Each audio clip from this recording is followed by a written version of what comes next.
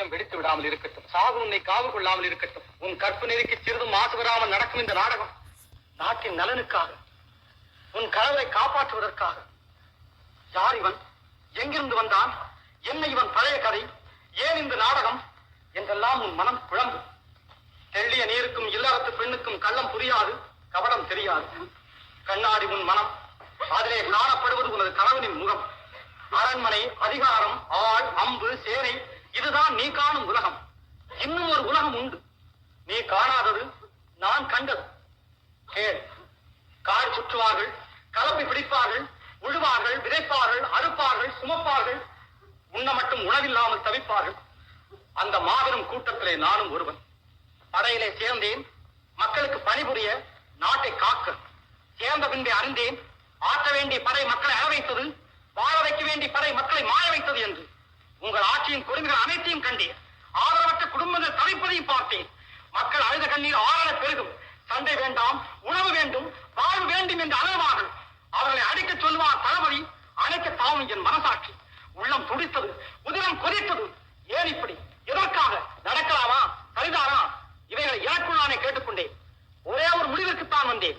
மக்களிலே ஒருவன் தலைவனாகும் வரை மன்னராட்சியின் அக்கிரமத்திற்கு முடிவே இருக்காது என்று அறிந்தேன்.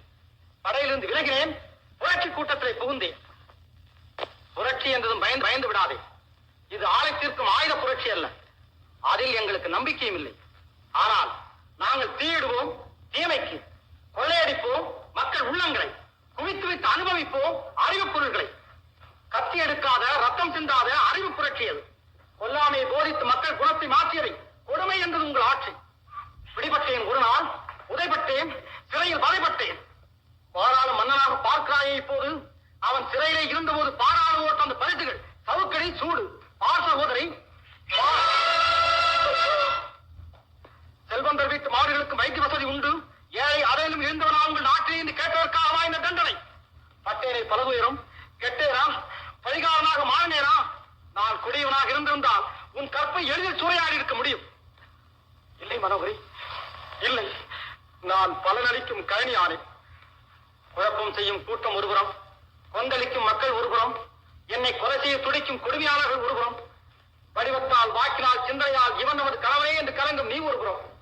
இதற்கிடையில் தான் வாழ்கிறேன் மன்னனாக. பட்டு பட்டு தேறி என் இதயம் எந்த வாரங்களையும் தாங்கிக் கொள்ளும். ஆனால் என்னை உன் கணவனாக கருதி மகிழ்ச்சியோடு பார்த்தால் என்னால் தாழ முடியாது சகோதரி, என்னால் தாழ முடியாது. அதற்கும் இன்று ஒரு முடிவு வந்து விட்டேன். பாரம் இறங்கி விட்டது. நான் வருகிறேன். அண்ணா, அண்ணா, அண்ணா, அண்ணா, அண்ணா, என்னை மன்னித்து விடுங்கள் அண்ணா. உண்மையிலேயே என்னை நம்புகிறாயா மனோகரி? நம்புகிறேன் அண்ணா, நம்புகிறேன். நான் மட்டும் என்ன, இனி இந்த நாடே உங்களை நம்பித்தான் ஆக வேண்டும். சகோதரி, அண்ணா, சகோதரி,